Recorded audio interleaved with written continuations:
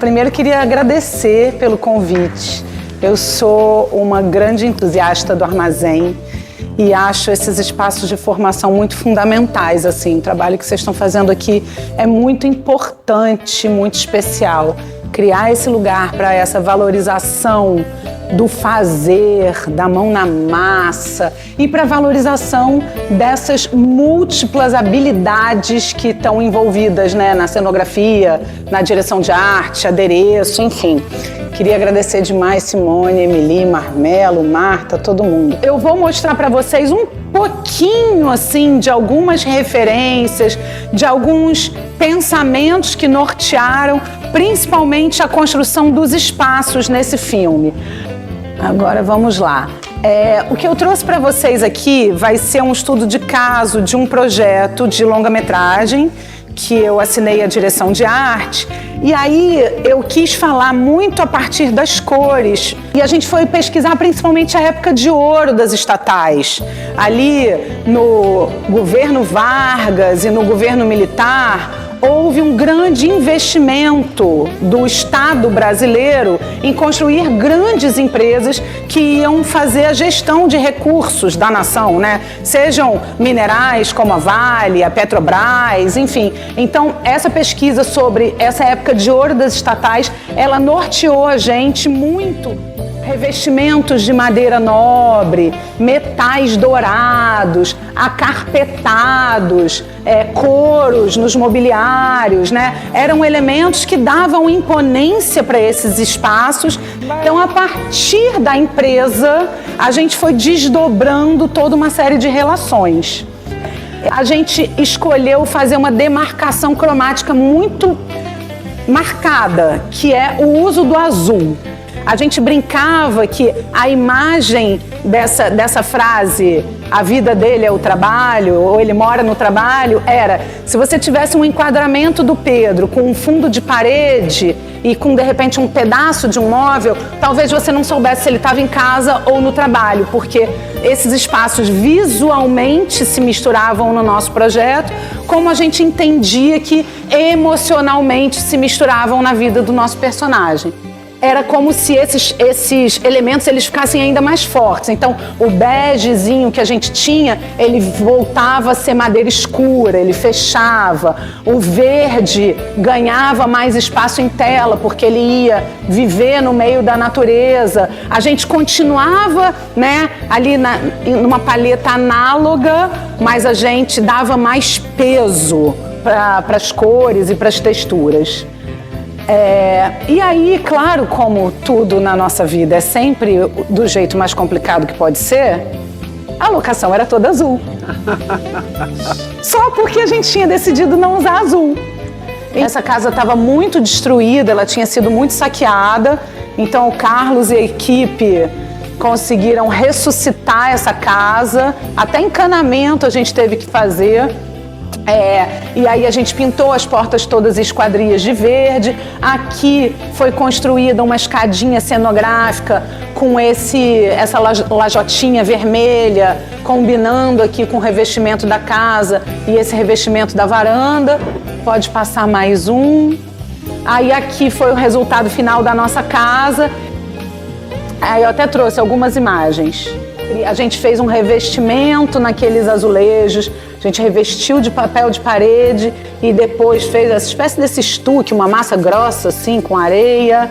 Trouxemos móveis de madeira, as esquadriazinhas azuis. Então essa ideia desse lugar acolhedor, mas ainda ficando na palheta, aumentando os vermelhos. Vermelhos a gente não tinha tanto nos outros cenários, os vermelhos chegam com força aqui para essa casinha do campo.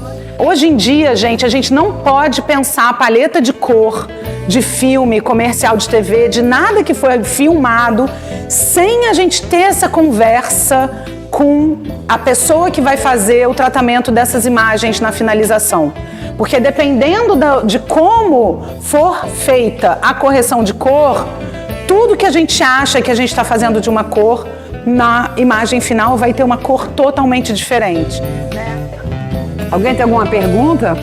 Eu achei muito interessante a questão da cor, da mudança de cor, do processo de privatização, porque eu trabalhei numa empresa que sofreu esse processo de privatização, onde os móveis eram dessa cor marrom, tudo era muito voltado para madeira, e nessa mudança tudo se tornou um pouco azul claro, onde todas as cores eram mais cinza, tudo era muito branco, transparente.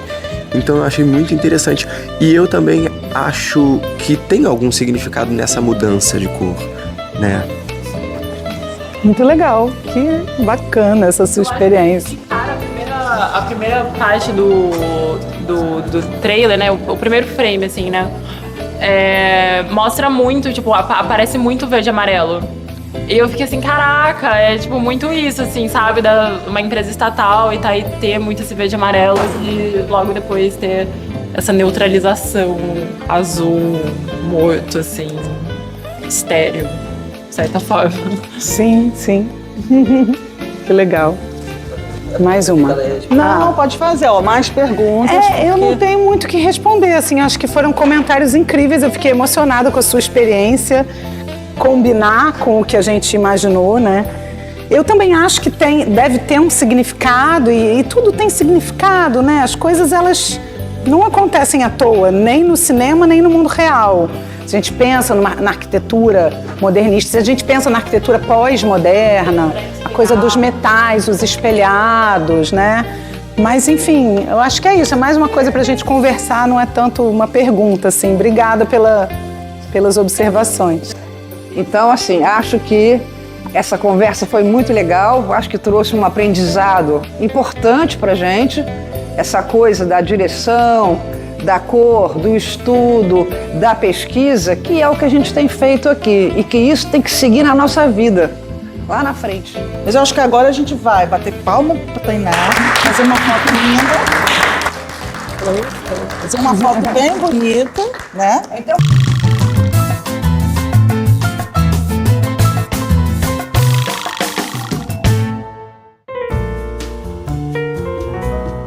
O diretor teatral, ator, cenógrafo, aderecista, tudo junto e misturado, que a gente mais gosta. Então seja bem-vindo.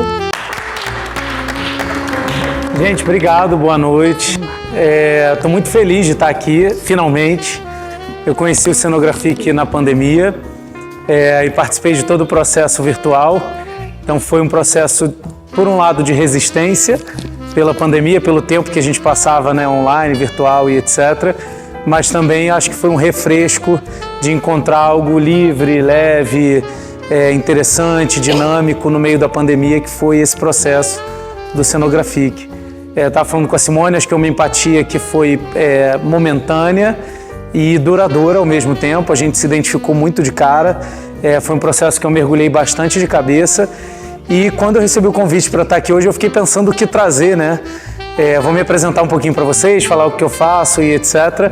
Mas ao mesmo tempo eu, na hora de selecionar ali, queria trazer aquilo que mais tocou nesse processo, né? Aquilo que mais me motivou a estar aqui, enfim, hoje com vocês.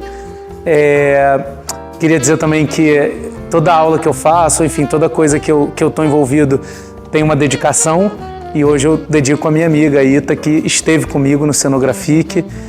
Foi um processo por ela, assim, junto com ela, que era cenógrafa também. A gente fundou uma companhia de teatro há 18 anos atrás, juntos, e, enfim, dirigi essa companhia com ela. Ela faleceu no ano passado, então é importante que ela esteja vivendo esse momento comigo aqui, com vocês, enfim. Preparei um material, como eu disse, inspirado naquilo que eu vivi, né, no Cenographic. Então, mais do que como a Simone me convidou para falar necessariamente dos meus projetos, eu falei, bom, aquilo é muito parte daquele processo e cada projeto é um projeto, cada coisa ela tem sua história, seu significado, que é importante também de compartilhar, mas eu acho que tinha um prévio, né, um anterior a isso, que merecia ser compartilhado, que é o peso que as disciplinas de criação trazem, né? A gente é muito cobrado inovação, pela criatividade, pelo agir, e cada vez mais a gente estava comentando ali da aceleração do ritmo de produção, da falta de tempo para que os processos eles sejam realmente artesanais e curtidos, né, como a gente gostaria.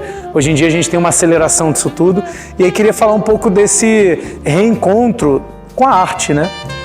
Com essa arte de cenografia, com a arte do teatro e etc. E aí criei essa ideia aí do ser criativo com vocês para falar um pouco da diferença do imaginar para o criar, né? Para a criatividade. A ideia, né, da imaginação seria uma capacidade de vislumbrar as coisas, os cenários, mas é a ação que vai tornar aquilo concreto, que vai transformar o que eu imaginei de fato em criatividade, né, de fato em um processo. E a criatividade ela não pode ser uma algema, de novo, de inspiração.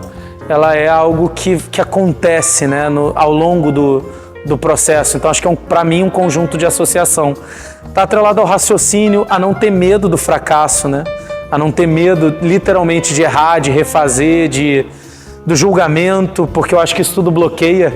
Quando você fala, putz, eu não posso errar, eu não posso fazer diferente, isso vai te dando uma ideia de abandono do processo. E eu particularmente acho assim, se tem algo gostoso para mim, não é nem entregar o negócio, é fazer mesmo, assim. A criatividade, ela é a inteligência se divertindo. Essa é uma frase do Einstein, né? Mas que eu acho incrível. Porque quantos de nós, eu falo isso para os meus alunos de arquitetura, a gente não abandonou a arte porque a gente tinha que trabalhar, que tinha que produzir. Eu falo, cara, é bizarro isso, falando de arquitetura, perguntar quem é que faz arte e ninguém levantar a mão lá no caso deles, né? Assim, a minha ideia é mais do que mostrar os meus projetos, como eu disse lá no início e tal, porque eu acho que são, de novo, pessoalizáveis, né? Era dizer o óbvio, porque às vezes o óbvio acaba não sendo dito, né? O quanto que para o artista é importante que a arte ela seja libertação e não prisão. O que eu acho interessante, né, que você descreveu aí um embate que já se trava nas artes plásticas e visuais, assim, desde da primeira metade do século XX, né? Quer dizer, quando você tem os movimentos modernistas ali meio que rompendo com o classicismo, rompendo com a questão da figuração, né, da dogmática da figuração naturalista, né? Então, quando a arte perde a função meramente representativa e passa a se valer por si só, e aí você tem os movimentos de expressionismo, né? Quando a coisa começa a se emancipar, né? E essa discussão ainda está tão embrionária, né? Eu acho interessante que, assim, quando a gente fala, né, do modernismo como um traço de libertação, eu penso de alguns parâmetros, né, da escola clássica e tal, eu penso exatamente nesses caras, né, que são professores de uma perspectiva modernista, que estavam atrelados a essa também liberdade artística, mas o quanto que para eles existia um padrão de representação, né? Um tipo de cidade. Então é quase que a brincadeira do oprimido e do opressor, mas o quanto que, não sei porquê especificamente, mas a gente trata a arte não como uma profissão, não como algo que deva ser levado para a vida, mas como algo que é um divertimento e um lazer. E como tal, ele não tem o mesmo valor concreto, né? Ou seja, quando eu vou me expressar a partir da arte, eu tenho que me expressar de uma forma que valha, adequada, que seja reconhecida e etc. E isso eu acho que ainda é muito latente. A gente não está nem falando de 2007 mais. Eu acho que quando você vai para algumas faculdades, né, hoje ainda, em 2025, você vê o aluno com medo de desenhar. Você fala, desenha um sol para mim. E o cara demora uns segundos para desenhar, porque ele acha que você vai olhar para aquele sol e não vai ver o sol tão perfeito, o círculo tão adequado. E eu falo para eles, cara, quem disse que o sol é um círculo, inclusive? Porque a primeira coisa que eles falam quando eles fazem o desenho mas não está um círculo perfeito, não. Eu penso, cara, mas quem disse que é um círculo perfeito?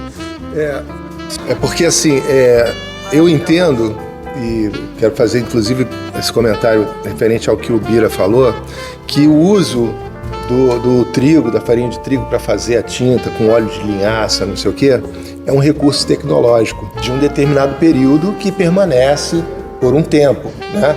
Até hoje ainda se faz isso, né? Mas já se fazia isso desde 1700 e não sei o quê.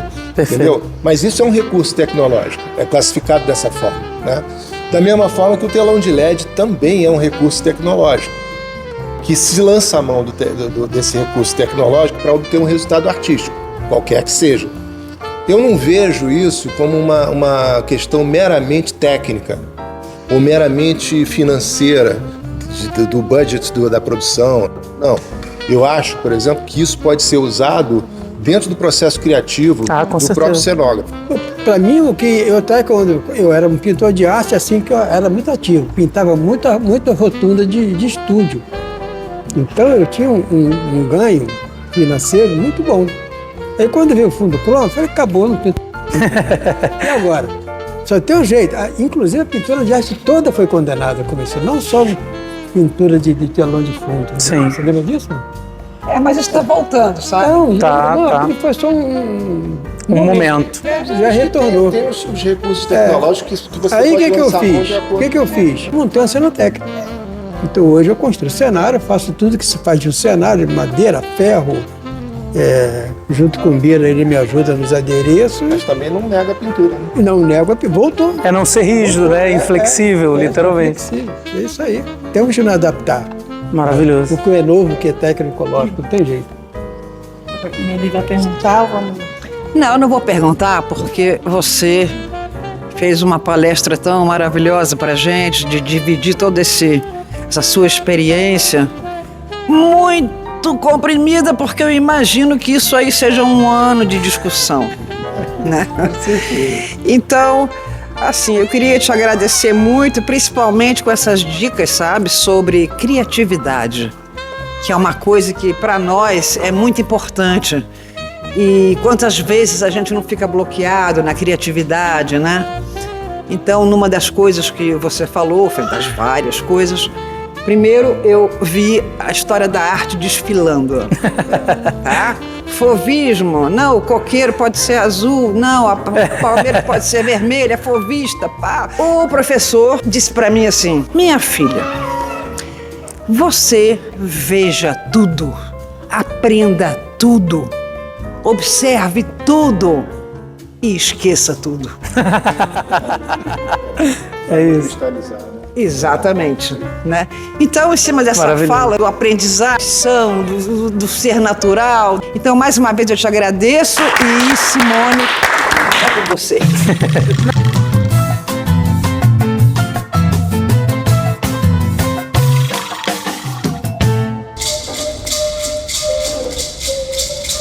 Trabalho de reconectar, né, com as artes, está no Rio de Janeiro, no centro do Rio e do Estado, trazendo a cultura política, a cultura de um povo já dado como extinto no início de 1900, e nós estamos dizendo que nós estamos bem vivos e que nós queremos continuar contando história, cantando, tocando, né, e que é de direito nosso, né?